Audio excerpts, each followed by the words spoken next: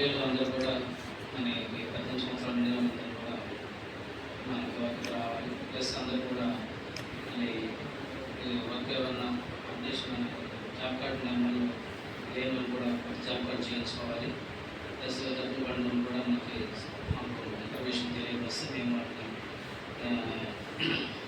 Solve చెప్పేసి payment చేపిస్తాం.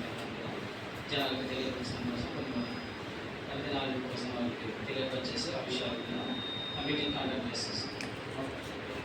కొంతమంది జాబ్ కార్డు ఇవ్వన్నారు, కొంతమంది సిట్టింగ్ ఇవ్వన్నారు, కొంతమంది డబల్ జాబ్ కార్డ్స్ వచ్చినాయి, కొంతమంది పేమెంట్ ఇలాంటివన్నీ అందులో రాసేసుకుంటే తొందరగా అయిపోతాయి. సో అవి ఆ లెవెల్లో వెళ్ళిపోతాయి కాబట్టి మనకు ఆడిట్లో రాసి అక్కడే వెళ్ళిపోతాయి సమస్యలన్నీ.